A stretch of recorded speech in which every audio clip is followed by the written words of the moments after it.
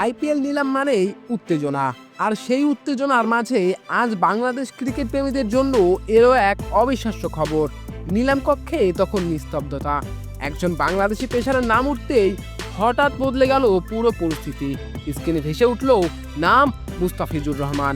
প্রথমে স্বাভাবিকভাবেই শুরু হয় বিড, কিন্তু কয়েক সেকেন্ডের মধ্যেই বোঝা গেল এটা আর সাধারণ কোনো বিড নয়। একদল দাম হাঁকে, আর একদল সঙ্গে সঙ্গেই সেটা ছাড়িয়ে যায়।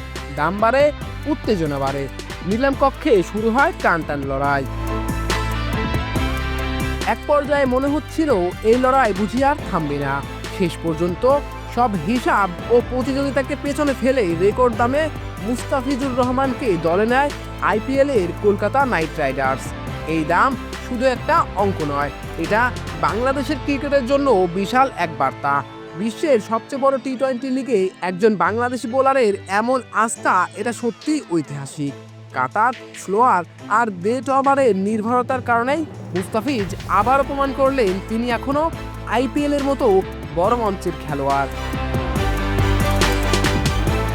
নিলাম শেষে সামাজিক যোগাযোগ মাধ্যমে শুরু হয়ে যায় উচ্ছ্বাস। ভক্তদের একটাই কথা, কাটার মাস্টার ফিরে এসেছে, তাও আবার রেকর্ড দামে। এই রেকর্ডের বিক্রি শুধু মুস্তাফিজের ব্যক্তিগত সাফল্য নয়, বরং এটা পুরো বাংলাদেশের ক্রিকেটের গর্বের অধ্যায়।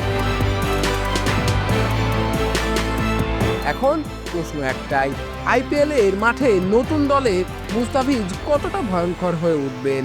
উত্তরের জন্য অপেক্ষা করতে হবে মাঠের লড়াই পর্যন্ত। শাওন আহমেদ, খেলা টুডে।